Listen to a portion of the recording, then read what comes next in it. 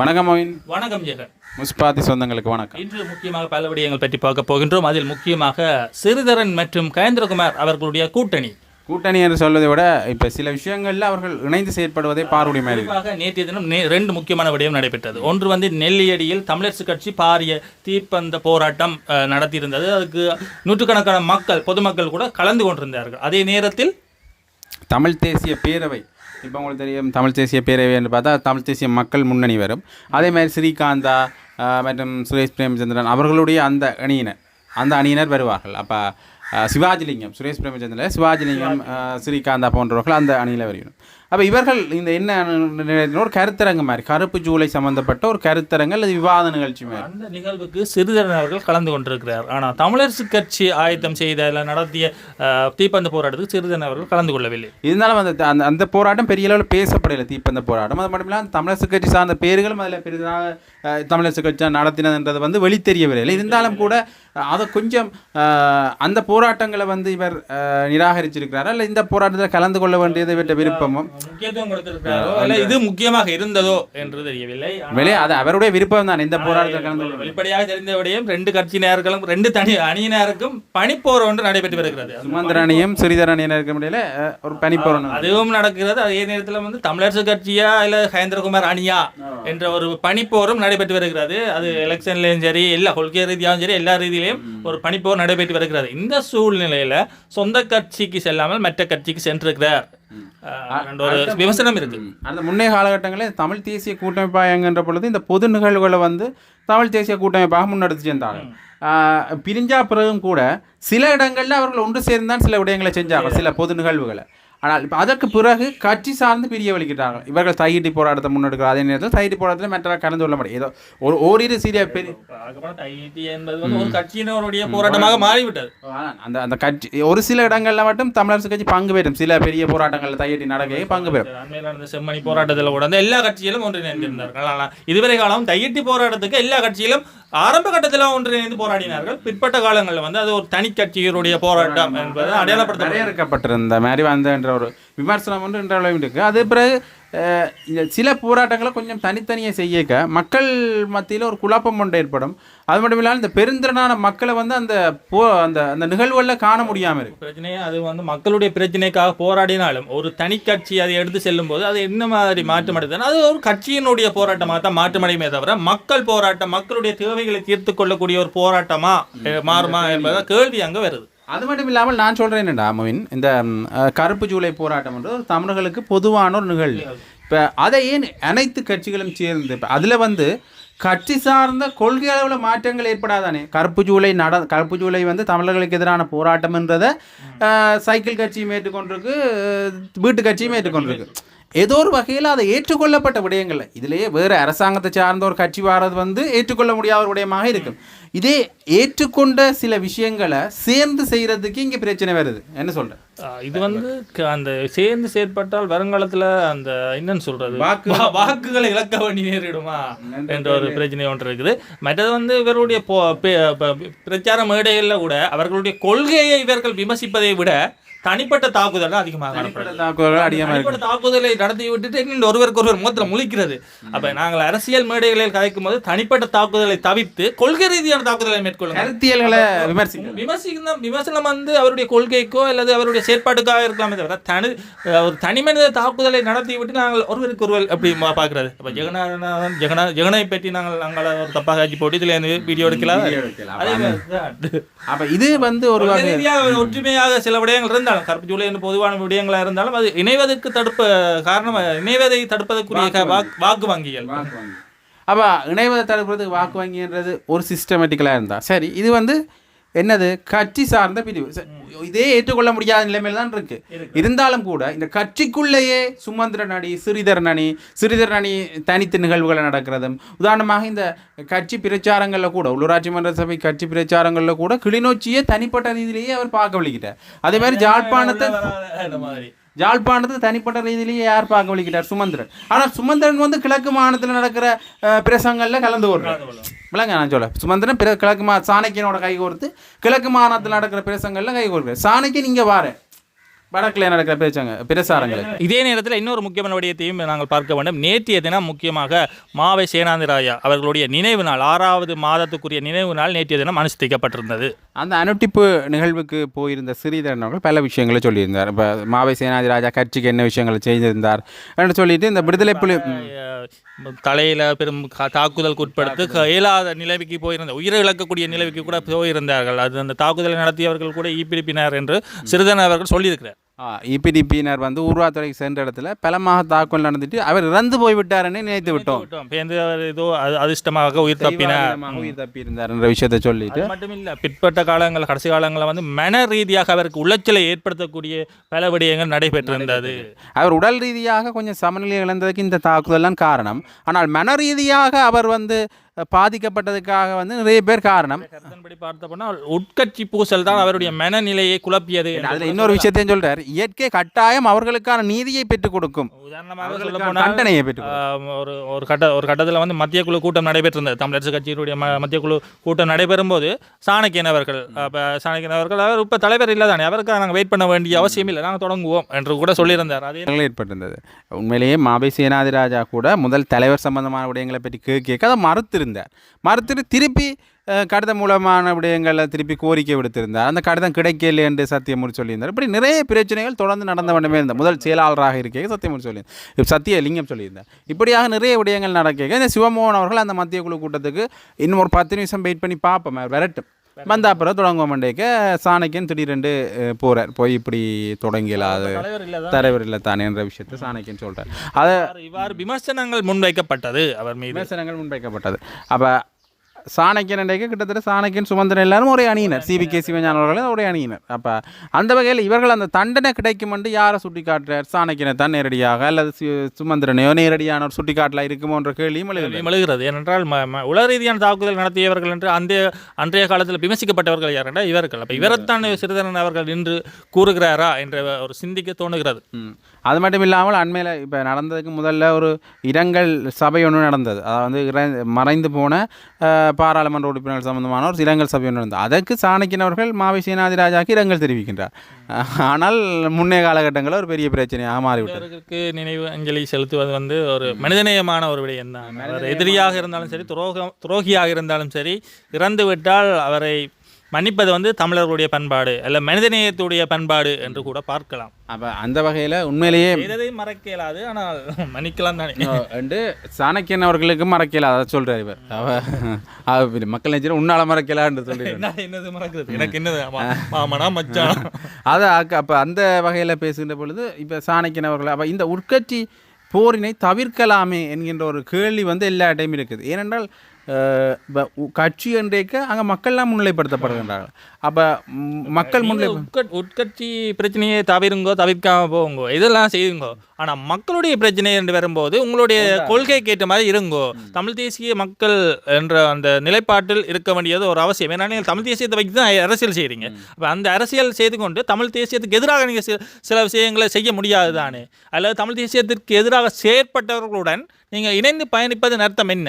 அப்படியான பல கேள்விகள் காணப்படுகிறது. அண்மையில் கூட அரசியல் வந்து மக்களுக்கான அரசியலாக இருக்கணும். அண்மையில் கூட ஜாழ் பல்கலைக்கழக அரசியல் துறை பேராசிரியர் கணேசலிங்கம் அவர்கள் சொல்லியிருக்கிறார், போக போக இந்த தமிழ் தேசியம் பேசுகின்ற அரசியல்வாதிகளுடைய இந்த இழுபறி நிலைமை காரணமாக ஈழத்தமிழர்களுடைய இந்த இருப்புக்கு பெரிய பிரச்சனை வருமோன்ற விடயத்தையும் வந்துட்டது தனியார் ஊடகத்துக்கு நடந்த ஒரு நேர்காணலில் சொல்லியிருக்கிறார். அப்போ இப்படியாக இந்த தமிழ் தேசிய நிலைப்பாட்டில் பயணிக்கின்றவர்கள் வந்து வெறுமனே அரசியல்வாதிகள் என்று மட்டுமே நெச்சுக்கொண்டு தான் நீங்கள் அரசியல் நடந்தவருக்கு. உண்மையில் தமிழ் தேசிய நிலைப்பாட்டில் பயணிக்கிற வந்து தமிழ் மக்கள். அதே நேரத்தில் தமிழ் மக்களுடைய பிரச்சனை என்னென்னா, யாரும் உணர்ச்சி வசப்பட்டு கதைத்தால் ஏதாவது சொன்னால் உடனே நம்பக்கூடிய ஒரு தன்மை, நம்பக்கூடிய நிலைமை இருக்குது. அப்போ மக்களும் ஏமாற்றப்படுகிறார்களா அல்லது ஏமாறுகிறார்களா என்ற ஒரு கேள்வி வருது. உண்மையிலே கூட முன்னைய நாட்களில் வந்து சுமந்திரன் அவர்கள் இந்த சிறிய சிறிய போராட்டங்கள் எல்லாம் பங்கெடுக்கிறது குறைவு. ஆனால் இப்பொழுது சிறிய சிறிய போராட்டங்களை பங்கெடுக்கிறார். ஏனென்றால் மாகாண சபை தேர்தலுக்கான அடுத்த கட்ட நகர்வா என்ற ஒரு கேள்வி கூட மக்கள் மத்தியில் காணப்படுகிறது. சுமந்திரனுடைய இந்த நகர்வுக்கான காரணம் சர்வதேச நீதிமன்றங்கள், சர்வதேச விசாரணைகள், அந்த அவ்வாறான பெரிய பெரிய இதெல்லாம் கலந்து கொள்வார்கள். சிறிய சிறிய உள்ளூர் மட்ட போராட்டங்களில் கலந்து கொள்வது வந்து குறைவு. ஆனால் இப்பொழுது உள்மட்ட போராட்டங்களில் கூட கலந்து கொள்கிறார். அப்போ இப்போ இது நிறைய ஒரு பெரிய கேள்விகளை எழுப்பியிருக்கு. மாகாண சபை தேர்தலுக்கான நகர்பண்டேக்க அந்த மாகாண சபை தேர்தல் முடிஞ்சா பிறகு மக்கள் கைவிடப்படுவார்களா என்கிற கேள்வி இருக்கேன். எவ்வளோ காலம் போராட்டுக்கு வராதவர் இப்போ போராட்டம் செய்கிறேன். ஒரு பக்கம் பார்க்கணும், மாகாண சபை தேர்தல் நடைபெறுமா என்றால் ஏனென்றால் இப்போ அண்மையில் கூட முன்னாள் பிரதமர் தினேஷ் குணவர்த்தன அவர்கள் சொல்லியிருக்கிறார், இந்த மாகாண சபை தேர்தல் நடத்துவது தொடர்பாக இப்போ நிறைய விடயங்களை நாங்கள் யோசிக்க வேண்டியிருக்கு, பரிசீலனை செய்யணும் அரசாங்கம். இதை முற்றாக நீக்குவதா அல்லது சிறு சிறு என்ன மாற்றங்கள் செய்ய வேண்டுமா அல்லது வந்து எந்த ஒரு மாற்றம் செய்யாமல் அதே நடைமுறைப்படுத்த இது தேவையா? அதுக்கு அவர் என்ன காரணம் சொல்கிறாருண்டா, இவ்வளவு காலம் மாகாண சபை தேர்தல் நடைபெற இல்லை, மாகாண சபைகள் கூட இல்லை, அப்ப 6-7 வருஷமா கூட இல்ல, அப்ப ஆட்சி நடந்ததுதானே, இப்ப தேவையா என்ற ஒரு கேள்வியை அவர் கேட்கிறார். இன்னொரு விஷயத்தை நாங்கள் இதில் யோசிக்கணும். அவர் சொல்லிட்டார் இவ்வளவு காலம் ஆட்சி நடந்ததுதான், ஆனால் மாகாண சபைகளுக்குரிய அதிகாரங்கள் வழங்கப்படாம அங்க அதிகம் பாதிக்கப்பட்டது யார் என்ற உரிமைகள் பாதுகாக்கப்பட்டதா, மக்களுடைய தேவைகள் நிறைவேற்றப்பட்டதான்னா கேள்வி. அடுத்த வந்து உண்மையிலேயே ஒரு தேர்தலை நடைபெறக்கூடாது என்று சொல்றதே ஒரு ஜனநாயக விரோத செயல்லாம். அதுவும் பார்த்தா இவர் சொல்றாரு ஆட்சி நடந்ததான அப்ப இவருடைய மனநிலையை பார்த்துக் கொள்ளுங்கள். அந்த ஆட்சியை கூட மக்கள் அடித்து துரத்தினார். அது யார்? தமிழ் மக்கள் செய்யல, முஸ்லீம் மக்களும் செய்யல, அதை செய்த சிங்கள மக்களை அடித்து துரத்துற அளவுக்கு நீங்க ஆட்சியை செய்து போட்டு இப்ப வந்து கேட்குறீங்க இது சபை தேர்தல் ஆட்சி நடந்ததுதானே. அது என்ன அவர்ல பிள்ளை இல்லை, அது அந்த ஒற்றையாட்சி கட்டமைப்பில் இருக்கிற ஒரு பலவீனம் தான். இது பலவீனம் அல்லது வந்து அந்த பெரமுன பொதுஜனுடைய சிந்தனை அதுதானா என்ற ஒரு கேள்வி காணப்படுகிறது. உண்மையிலேயே இப்போ இந்த ஒற்றையாட்சி கட்டமைப்புன்னு நாங்கள் எடுத்துக்கொள்ளிக்க மத்தியில் மட்டுமே இந்த அதிகாரங்கள் குவிக்கப்பட்டிருக்கிறதால அது கிட்டத்தட்ட ஒரு சர்வதிகாரம் இல்லை சுய அதிகாரமாக மாறிவிடும், தன்னிச்சையான ஒரு அதிகாரமாக மாறிவிடும். அது எங்கே பொருத்தமாக இருக்குமெண்டா ஒரு மொழி பேசுகின்ற ஒரே கலாச்சாரத்தை கடைபிடிக்கிற மக்களுக்கு பொருத்தமாக இருக்கும். சில நேரங்கள் அதுகள் கூட அவர்களுடைய சிந்தனை ஒவ்வொரு மாகாணங்களோட சிந்தனைகள் வேறுபடைக்க மாறுபடும். அப்போ அந்த வகையில் பார்க்கின்ற பொழுது இந்த ஒற்றையாட்சி கட்டமைப்புக்குள்ளே இருந்து கொண்டு இப்படியான விடயங்களை பேசிக்க அல்லது ஒற்றையாட்சி கட்டமைப்பு சிந்தனையில் இருந்தோண்டு இப்படியான விடயங்களை பார்க்க மாகாண சபை தேர்தல் தேவையில்லைன்னு தான் தோணும். ஆனால் இதே சமஷ்டி அடிப்படையிலான தேவை யாருக்கு இருக்கோ, எனக்கு தான் எல்லா அதிகாரம் இருக்கணும் என்ற அந்த சிந்தனை இருக்கிற வரைக்கும் வந்து மற்றவர்களை பற்றி நாங்கள் சிந்திக்க மாட்டோம். அதே மாதிரி இந்த சமஷ்டி அடிப்படையிலான ஆட்சி தேவைப்பாடு யாருக்கு இருக்கோ, ஒற்றையாட்சியால் யார் பாதிக்கப்பட்டிருக்கின்றார்களோ அவர்களுக்கு இந்த மாகாண சபை தேர்தலுடைய அருமை விளங்கும். உண்மையிலேயே நாங்கள் இப்போ மாகாண சபையை நாங்கள் முழுமையாக ஆதரிக்கிறோமா என்றது இல்லை, எங்களுக்கு முழுமையான தீர்வு இல்லை என்பதுக்கு நாங்கள் உறுதி. ஆனால் மாகாண சபை முறைமையை பெற்றுக்கொண்டு அடுத்த கட்ட நகர்வுக்கு நாங்கள் செல்ல வேண்டிய அவசியம் இருக்கிறது. அப்போ ஆரம்ப கட்டத்தில் இதையாச்சும் பெற்றுக்கொண்டு அடுத்த கட்டத்துக்கு போவோம் என்ற தான். இது ஏனென்றா இப்போ முன்னாள் ஜனாதிபதி முன்னாள் பிரதமர் கருத்தை எல்லாம் இப்போ அலசி ஆராய வேண்டிய தேவைப்பாடு இல்லைன்னு சொல்லலாம். ஆனால் இந்த கருத்தியல் வந்து கடத்தப்படுற இடங்கள் பிழையானதாக இருக்கலாம். சில நேரம் அது அந்த மாற்று புரிதல் வந்து மற்றவர்களுக்கு இடம்பெறலாம். அதால தான் இந்த நடவடிக்கைகள் வந்து மேற்கொள்ளப்படுகின்றது. மாகாண சபையில் விமர்சனத்தை பொறுத்தவரை கடந்த காலங்களில் ஆட்சி நடந்ததுதானே அந்த விடயம் தான் அங்கே சிக்கலாக முக்கியமான விஷயம். மத்தியில் ஆட்சி நடக்கிறதுக்கு வந்து மாகாண சபையின் தேர்தல் தேவையில்லை. அங்கே ஜனாதிபதி தேர்தல் பாராளுமன்ற தேர்தல் நடந்தாலே மத்தியில் ஆட்சி நடக்கும். அந்த ஆட்சியை தானே அவர் சொல்றார். அப்ப அந்த தேவைப்பாடு யாருக்கு இருக்கும்? எங்களுக்கு வந்து காணி மற்றும் போலீஸ் அதிகாரம் கூட தேவைப்படுகிறது. இப்ப இருக்கிற மாகாண சபை முறையில் அது இருக்கா என்றது கூட கேள்விக்குறிதான். முழுமையாக இல்லை. இப்ப அந்த அதிகாரங்களை நாங்கள் பெறணுமென்றா இந்த மாகாண சபை தேர்தல் எங்களுக்கு தேவைப்படுது. அவ எப்படியாக பல விஷயங்கள் ஒரு விடயமாக மாறுது. இப்போ இருக்கிற சில தலைமுறைகளுக்கு இந்த காணி போலீஸ் அதிகாரம் என்ற விடயம் கூட தெரியாமல் இருக்கு. பிரதானமாக எங்களுடைய மொழி பேசுகின்ற அன்றைக்கு ஒரு கேட்டார் வந்து ஏன் தமிழ் போலீஸ் இருக்குதானே, அப்போ போலீஸ் அதிகாரம் வந்துட்டு சொன்னா நான் நினைக்கிறேன் எந்த ஒரு போலீஸ் எனக்கு இதுவரை காலம் எந்த ஒரு போலீஸும் தமிழ்ல எழுதி தரையில என் பேரை கூட பிள்ளையாக எழுதி நான் அங்கே ஃபைன் காசு கட்ட வந்து என்ன பேர் அப்படியெல்லாம் நடந்திருக்கு. அப்போ அந்த இடங்களில் வந்து ஏதோ ஒரு வகையில் எங்களோட உரிமை மறக்கப்படுது. அரச கர்ம மொழியாக தமிழ் இருந்தும் பயன் இல்லாமல் தான் இருக்கிறது. ஏன்னா அந்த இடத்துக்கு போய் விவரிக்க முடியாமல் இருக்கு. உதாரணமாக அந்த நேரத்தில் தமிழ் போலீஸ் லீவு அல்ல தமிழ் போலீஸ் அந்த காரியாலயத்தில் இல்லையென்றா அந்த விடயத்தை நாங்கள் மிகப்பெரிய கேஸை கொண்டு போகிறோம். இலங்கையில் சிறுபான்மையினம் 35-40%. அப்போ அதுக்கேற்ற மாதிரி போலீஸாரோ இல்லை ராணுவத்தினர் இலங்கையில் இருக்கிறார்களா? அங்கே ஒரு கேள்வி இருக்குத்தானே. அப்படி ஒரு கேள்வி இருக்கின்றது. அப்போ எல்லா இடத்துலையும் நீங்கள் மாறிப்படுற இடத்துல டிராஃபிக் வந்து ஒரு டிராஃபிக் வந்து அடிப்படையான இந்த தேவையை நாங்கள் சொல்கிறோம். இதே பெரிய கிரைம் நார்மலாக சொல்கிறேன் பெரிய பெரிய கேஸுகள் சம்மந்தமாக இருக்கு. இன்னும் இந்த பிரச்சனை சிக்கலாகும்.